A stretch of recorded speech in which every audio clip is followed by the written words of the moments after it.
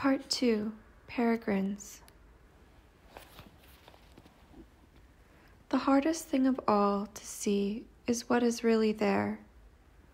Books about birds show pictures of the peregrine, and the text is full of information. Large and isolated in the gleaming whiteness of the page, the hawk stares back at you, bold, statuesque, brightly colored. But when you have shut the book, you will never see that bird again. Compared with the close and static image, the reality will seem dull and disappointing. The living bird will never be so large, so shiny bright. It will be deep in landscape and always sinking further back, always at the point of being lost.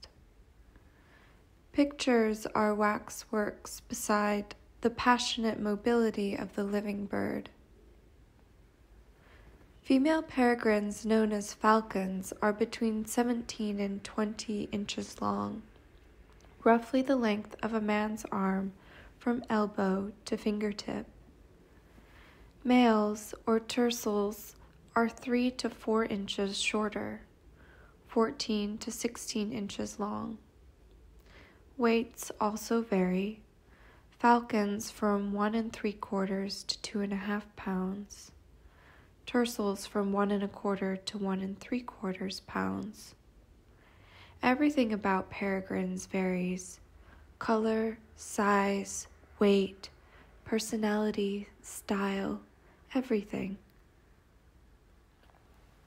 Adults are blue-black or gray above, whitish below, barred crosswise with gray. During their first year of life, and often for much of their second year also, the younger birds are brown above and buff below, streaked vertically with brown. This brown color ranges from foxy red to sepia, the buff from pale cream to pale yellow. Peregrines are born between April and June. They do not begin to molt their juvenile feathers till the following March. Many do not begin till they are more than a year old.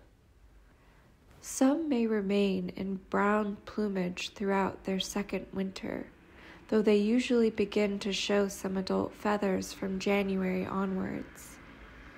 The molt may take as long as 6 months to complete. Warmth speeds it, cold retards it. Peregrines do not breed till they are 2 years old, but 1-year birds may select in eyrie and defend territory.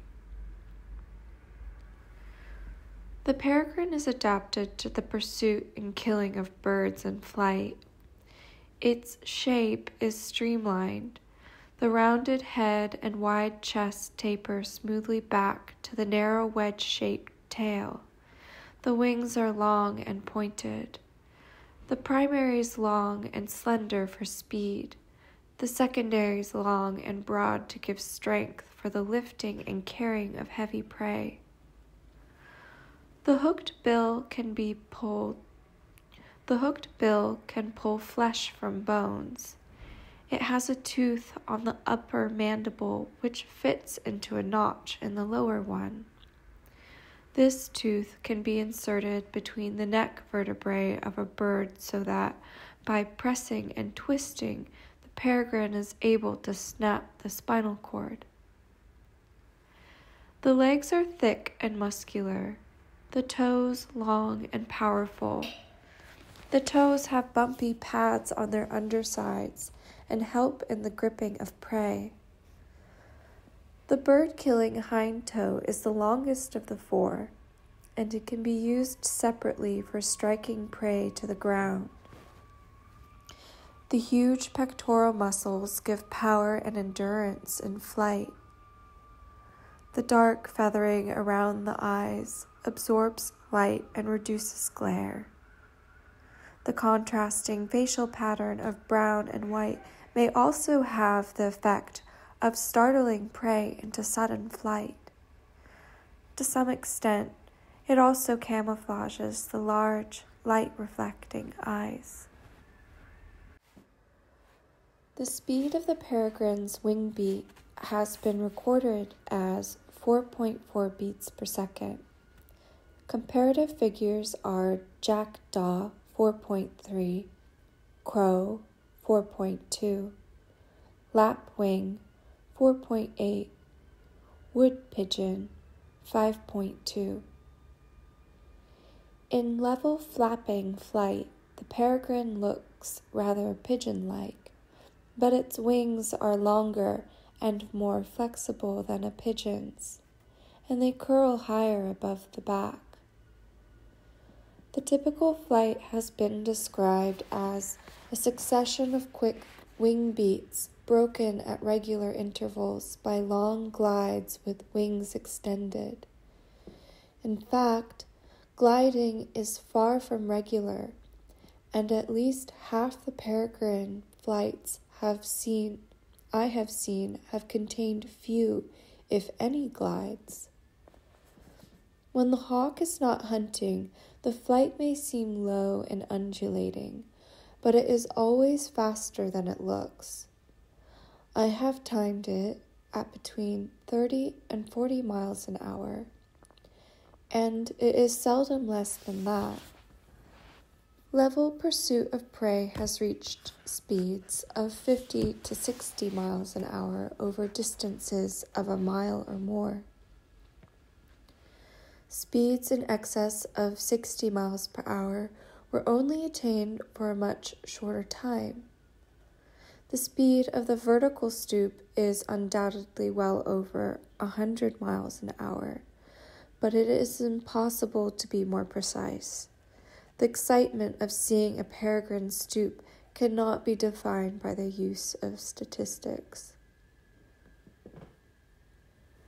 Peregrines arrive on the East Coast from mid-August to November. The majority reach here in late September and the first half of October. They may come in from the sea in any weather conditions, but are most likely to do so on a clear sunny day with a fresh northwest wind blowing.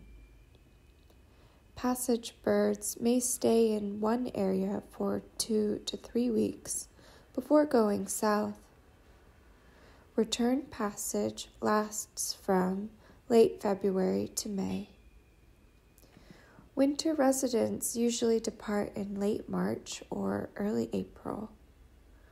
Juvenile falcons are the first peregrines to arrive in the autumn, followed by juvenile tercels, and later by a few adult birds.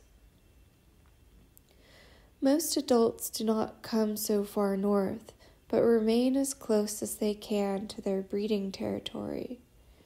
This order of migration, which prevails along the European coastline from the North Cape to Brittany, is similar to that observed on the eastern coast of North America. Ringing recoveries suggest that immigrants to the east coast of England have come from Scandinavia. No British ringed peregrines have been recovered in southeast England. Generally speaking, all the juveniles that wintered in the river valley and along the estuaries were paler in color than juveniles from British nests. They had a distinctive wing pattern of light reddish-brown wing coverts and secondaries contrasting with black primaries similar to that of a kestrel. The territory in which my observations were made measures roughly 20 miles from east to west and 10 miles from north to south. It was hunted over by at least 2 peregrines each winter, sometimes by 3 or 4. The river valley and the estuary to the east of it are both 10 miles in length. Together they formed a long, narrow center to the territory, where at least one peregrine could always be found. Why these particular places were chosen, it is difficult to be sure. Most parts of England, including towns and cities, could provide a winter's keep for a resident peregrine. Yet certain areas have always been regularly visited, while others have been ignored. Peregrines that have a definite liking for duck or shore birds will obviously be found on the coast, at reservoirs and sewage farms, or in fenland. But the birds that wintered in the valley took a wide range of prey, in which wood pigeons and black-headed gulls predominated. I think they came here for two reasons, because this was a wintering place that had been used for many years, and because the gravelly streams of the valley provided ideal conditions for bathing. The peregrine is devoted to tradition. The same nesting cliffs are occupied for hundreds of years. It is probable that the same wintering territories are similarly occupied by each generation of juvenile birds. They may in fact be returning to places where their ancestors nested. Peregrines that now nest in the tundra conditions of Lapland and the Norwegian mountains may be the descendants of those birds that once nested in the tundra regions of the lower Thames. Peregrines have always lived as near the permafrost limit as possible. Peregrines bathe every day. They prefer running water 6 to 9 inches deep. Nothing less than 2 inches or more than 12 inches is acceptable to them. The bed of the stream must be stony and firm, with a shallow incline sloping gradually down from the bank. They favor those places where the color of the stream bed resembles the color of their own plumage. They like to be concealed by steep banks or overhanging bushes. Shallow streams, brooks, or deep ditches are preferred to rivers. Salt water is seldom used. Dikes lined with concrete are sometimes chosen, but only if the concrete has been discolored. Shallow fords, where brown mottled country lanes are crossed by a fast-running brook, are favorite places. For warning a human approach, they rely on their remarkably keen hearing and on the alarm calls of other birds. The search for a suitable bathing place is one of the peregrines' main daily activities, and their hunting and roosting places are located in relation to this search. They bathe frequently to rid themselves of their own feather lice and of the lice that may transfer to them from the prey they have killed. These new lice are unlikely to live long once they have left their natural host species, but they are an additional irritation to which the hawk is most sensitive. Unless the number of lice infesting the hawk's feathers is controlled by regular bathing, there can be a rapid deterioration in health, which is dangerous for juvenile birds still learning to hunt and kill its prey. Though there can be many variations, a peregrine's day usually begins with a slow, leisurely flight from the roosting place to the nearest suitable bathing stream. This may be as much as 10 to 15 miles away. After bathing, another hour or two is spent in drying the feathers, preening, and sleeping. The hawk rouses only gradually from his post-bathing lethargy. His first flights are short and unhurried. He moves from perch to perch, watching other birds and occasionally catching an insect or a mouse on the ground. He reenacts the whole process of learning to kill that he went through when he first left the eyrie. The first short, tentative flights, the longer, more confident ones, the playful mock attacks at inanimate objects such as falling leaves or drifting feathers, the games with other birds, changing to a pretense of attack and then to the first serious attempt to kill. True hunting may be a comparatively brief process at the end of this long reenactment of the hawk's adolescence. Hunting is always preceded by some form of play. The hawk may feint at partridges, harass jackdaws or lapwings, skirmish with crows. Sometimes without warning, he will suddenly kill. Afterwards, he seems baffled by what he has done, and he may leave the kill where it fell and return to it later when he is genuinely hunting. Even when he is hungry and has killed in anger, he may sit beside his prey for 10 to 15 minutes before starting to feed. In these cases, the dead bird is usually unmarked, and the hawk seems to be puzzled by it. He nudges it idly with his bill. When blood flows, he feeds at once. Regular hunting over the same area will produce an increasingly effective defensive reaction from possible prey. It is always noticeable that the reaction of birds to a peregrine flying above them is comparatively slight in September and October, but that it steadily increases throughout the winter, till in March it is violent and spectacular.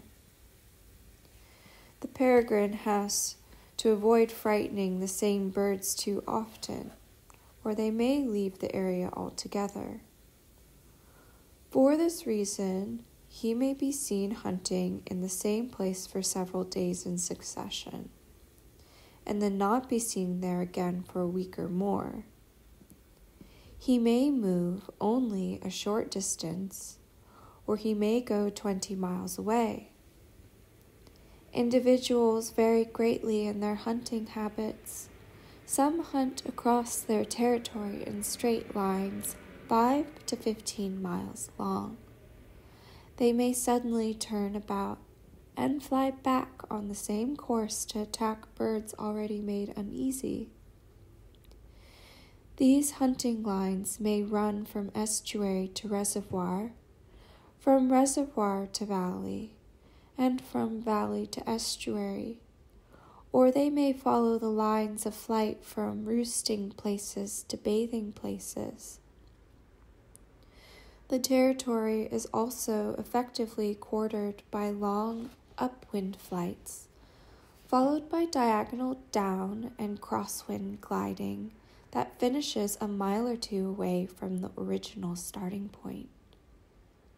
Hunting on sunny days is done chiefly by soaring and circling downwind, and is based on a similar diagonal quartering of the ground. When an attack is made, it is usually a single vicious stoop. If it misses, the hawk may fly on at once to look for other prey. In early autumn and in spring, when days are longer and the air warmer, the peregrine soars higher and hunts over a wider area. In March, when conditions are often ideal for soaring, his range increases, and by long stoops from a great height he is able to kill larger and heavier prey.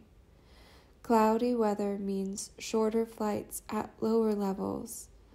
Rain curtails the hunting range still further.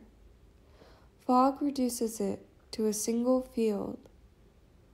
The shorter the day, the more active the hawk, for there is less time available for hunting. All its activities contract or expand with the shortening of or lengthening of days on either side of the winter solstice. Juvenile peregrines hover whenever the wind is too strong to allow them to circle sufficiently slowly above the area they are surveying. Such hovering usually lasts for 10 to 20 seconds, but some birds are more addicted to the habit than others and will hover persistently for long periods. The hunting hawk uses every advantage he can. Height is the obvious one. He may stoop. Stoop is another word for swoop. At prey from any height between 3 feet and 3,000. Ideally, prey is taken by surprise, by a hawk hidden by height and diving unseen to its victim, or by a hawk that rushes suddenly out from concealment in a tree or a dike. Like a sparrowhawk, the peregrine will wait in ambush. The more spectacular methods of killing are used less often by juveniles than they are by adults. Some soaring peregrines deliberately stoop with the sun behind them. They do it too frequently for it to be merely a matter of chance.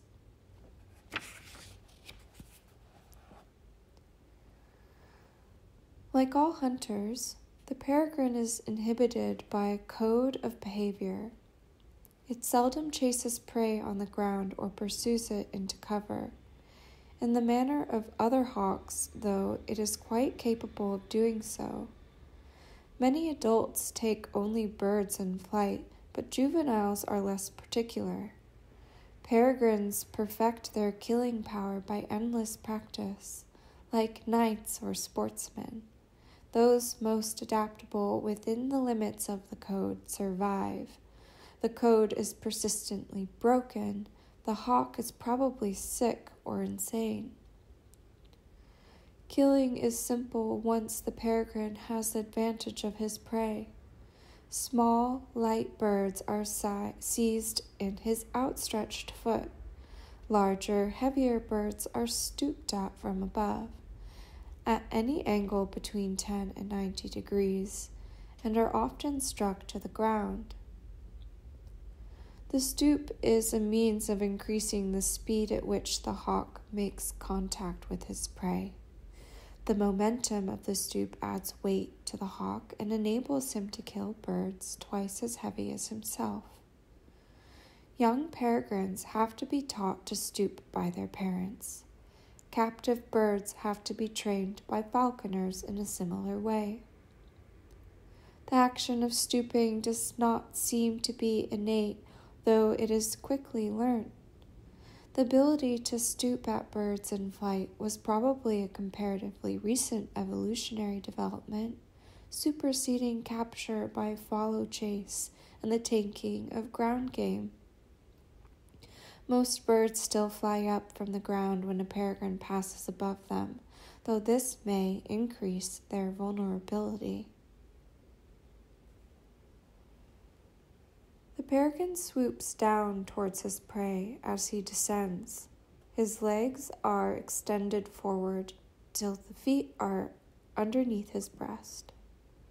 The toes are clenched, with the long hind toe projecting below the 3 front ones, which are bent up out of the way. He passes close to the bird, almost touching it with his body, and still moving very fast.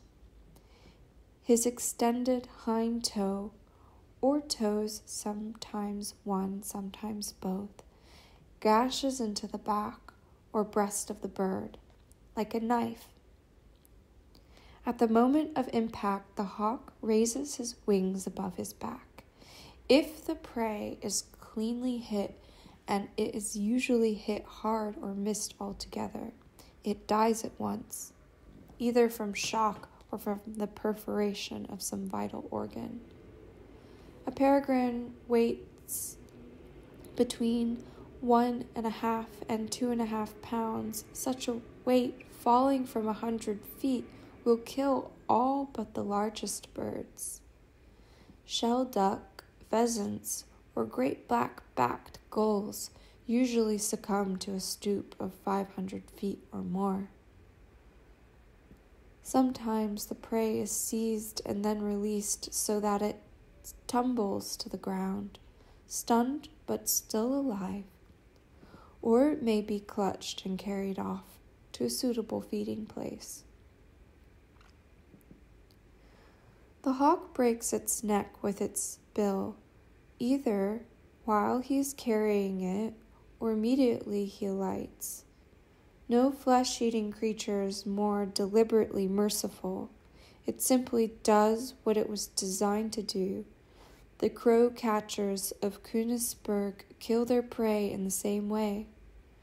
Having decoyed the crows into their nests, they kill them by biting them in the neck, severing the spinal cord with their teeth.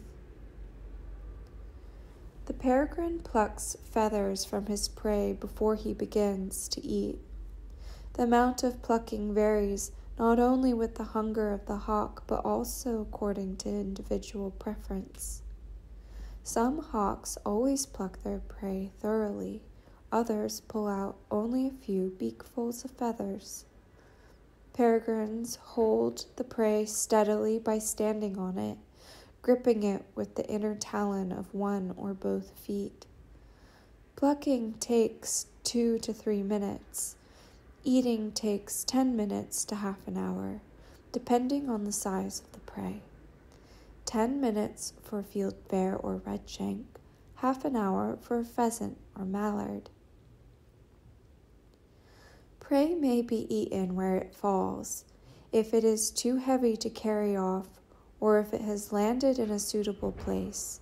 Many peregrines seem to be quite indifferent, feeding wherever they happen to make a kill. Others prefer a completely open place or a completely secluded one. 70% of the kills I have found were lying on short grass, although most of the land here is arable.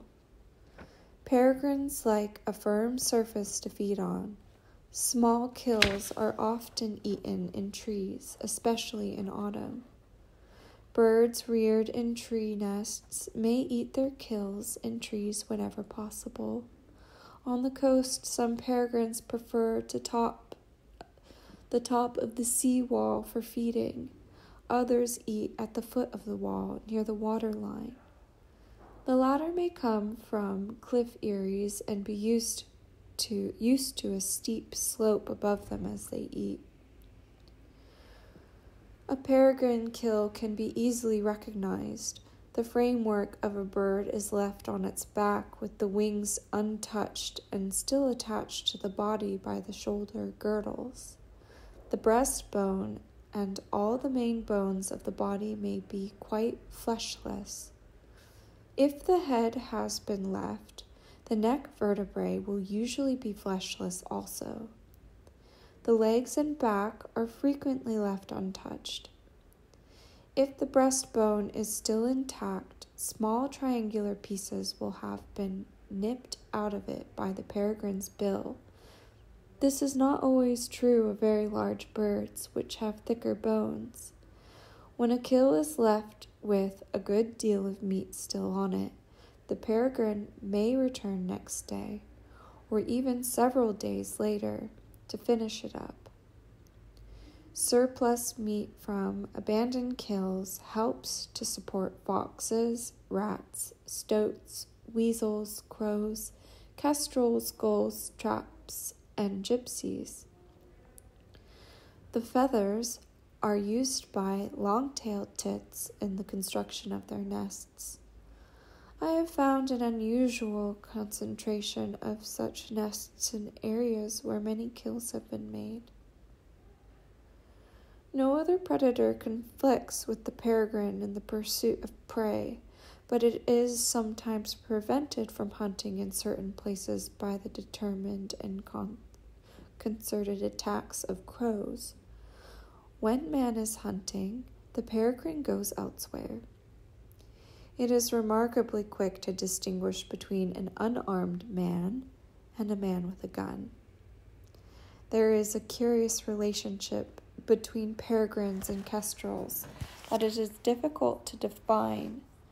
The two species are often seen in the same place, especially in autumn and spring. I rarely saw one of them without finding the other close by. They may share the same bathing places. The peregrine may occasionally rob the kestrel of its prey. The kestrel may feed on kills the peregrine has left.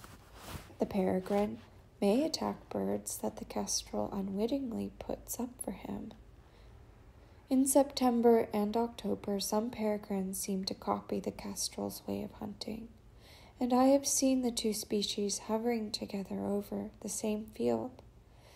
In a similar way, I have seen a peregrine hunting near a short-eared owl and apparently mimicking its style of flight. By March, the relationship between kestrel and peregrine has changed. The peregrine has become hostile and will stoop at and probably kill any kestrel hovering near him.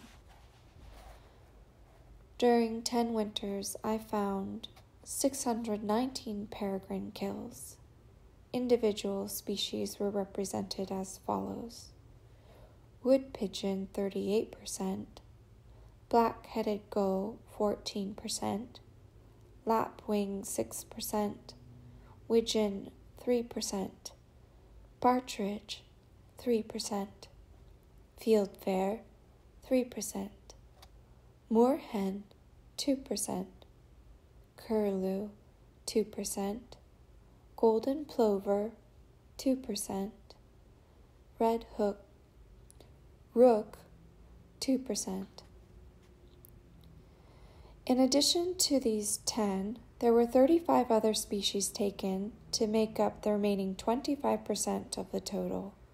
Analyzed by families, these are the proportions: pigeons 39%, gulls 17%, waders 16%, duck 8%, game 5%, corvids 5%, small or medium-sized passerines 5%, others 5%.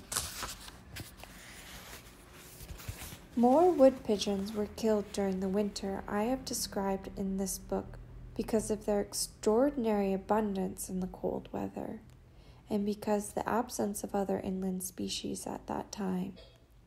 The related figures for this particular winter are as follows: wood pigeon 54%, black-headed gull 9%, lapwing 7%, widgeon 3%, partridge 3%, fieldfare 2%, moorhen 2%, curlew 2%, rook 2%, mallard 2%.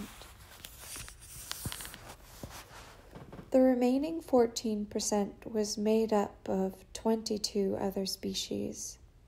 These tables suggest that the juvenile peregrine preys mainly on those species that are most numerous in its hunting territory, provided they weigh at least half a pound.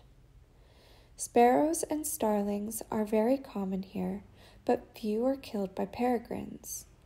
Of the larger birds, the commonest and most widely distributed species are wood pigeons, black-headed gulls, and lapwings in that order. If the total weight of available prey is considered, the wood pigeon probably represents a proportion of the total biomass approximately equal to the percentage of wood pigeons actually killed by the peregrine. The method of selection employed, if there is one, may in fact be nothing more spectacular than this: that the peregrine kills most frequently the species of bird it sees most frequently, provided it is a reasonably large and conspicuous one. The presence of abnormally large numbers of any species of bird invariably results in a higher proportion of that species being killed by the peregrine. If a dry summer enables more partridges to breed successfully, then more partridges will be taken by the peregrine during the following winter. If widgeon numbers increase when the cold weather comes, more widgeon will be killed. Predators that kill what is commonest have the best chance of survival. Those that develop a preference for one species only are more likely to go hungry to succumb to disease. Over the valley and the estuary, many gulls and lapwings are killed by the peregrine in October and November, chiefly from freshly plowed land. From December to February, wood pigeons are the main prey, especially in hard weather when fewer lapwings are available. Wood pigeons are still taken in March. The killing of lapwings and gulls increases again, and more duck are killed than in any other month. Game birds, moorhens, fieldfares, and waders are taken occasionally throughout the winter. In rain or fog, game birds and moorhens become the principal prey. Ducks are killed far less often than is popularly supposed. This is true of all countries, both in summer and winter. The peregrine is definitely not a duck hawk. Domestic and feral pigeons figure highly in most lists of peregrine kills, but I have found none here. No peregrine I have seen has ever attacked them or shown any interest in them at all. The peregrine's choice of prey can be affected by weather conditions. When a wet summer is followed by a wet winter, the land becomes waterlogged. Plowing is delayed, and the valley bathing places are covered by floodwater. Peregrines then hunt over the grasslands to the south of the valley and between the two estuaries. They bathe in ditches or at the edge of floodwater. Some birds prefer to hunt over grassland, irrespective of weather conditions. These green country peregrines arrive late in the autumn and stay till late April or early May. Possibly, they come from Lapland tundra, where the country in summer is like a huge emerald sponge. The wet marsh pastures and the green fields of the heavy clay are the color of home to them. They range over vast distances. They fly high. They are much harder to find and follow than the comparatively sedentary peregrines of the valley. Lapwings, gulls, and fieldfares, feeding on worms in wet pastures, are their favorite prey. Clover-eating wood pigeons are taken from January to March. Nest-building rooks are often attacked. It seems unlikely that the peregrine can have a discriminating sense of taste. If it has a preference for a certain species, it is probably because the texture of the flesh and the amount of tender meat on the bones. Rooks, jackdaws, gulls, saw-billed ducks, and grebes are all more or less distasteful to the human palate, but are eaten by the peregrine with apparent relish. Conspicuousness of color or pattern increases vulnerability and influences the peregrine's choice of prey. Birds moving from place to place are always vulnerable, whether they are flying to and from their roosts along known ways, or merely passing over the territory on migration. Recent arrivals are attacked at once, before they can learn refuges. The odd are always singled out: the albinos, the sick, the deformed, the solitary, the imbecile, the senile, the very young. These are the most vulnerable. Predators overcome their prey by the exploitation of weakness rather than by superior power, as in following instances. Wood pigeon. The white wing and neck feathers are visible at a great distance. White shows up against all ground colors. The peregrine sees and reacts to white more rapidly than to any color. 80% of the birds killed in the territory were either mainly white or showed conspicuous white markings. Wood pigeons are also betrayed by the loud clatter of their wings at takeoff. In spring, their display flight makes them still more obvious. Their flocks gain height too slowly, and the individual birds do not keep close enough together. They are strong in level flight. They are quick to see danger from below and to swerve suddenly aside. But when attacked from above, their reaction is less violent. They dodge with difficulty. Their straight flight is slow to bend. Because they are so much shot at and disturbed by man, they are often forced to fly beneath the hunting hawk. They are loose-feathered and easy to pluck. In every respect, they are an ideal species for the peregrine to prey upon. They are noisy, conspicuous, numerous, heavy, well-fleshed, nourishing, and not hard to kill. Black-headed gull. White gulls are the most conspicuous of all winter birds. Against dark plowland, they are visible even to the feeble human eye when half a mile away. That is why the peregrine kills so many adult gulls and so few juveniles. Gulls can rise quickly to evade the stoop, but they are easily driven to panic by attack from below. Their whiteness blends with the sky. It may make them invisible to the fish they live on when at sea. Relying on camouflage, perhaps they are slow to adapt themselves to unexpected danger from beneath. It was once believed that peregrines detested gull flesh. This is certainly not true of the birds that winter here, though inland feeding may take away the fishy taste from gull flesh. Many gulls are killed by Finnish peregrines during the summer, and gulls are frequently taken on the coast of Norway and in Scotland. Lapwing. They are well hidden when feeding in a field, but the flocks always fly up when a peregrine goes over. As soon as they rise, their black and white tails are a target to the falcon's eye. Their spring display flight makes them careless of danger and less alert to predators. They have the reputation of being hard to kill, but the peregrines I have seen have outflown them fairly easily. Widgeon. Peregrines prefer widgeon to any other species of duck. It is the commonest coastal duck in winter, and its broad white wing markings and loud whistling calls make it very conspicuous.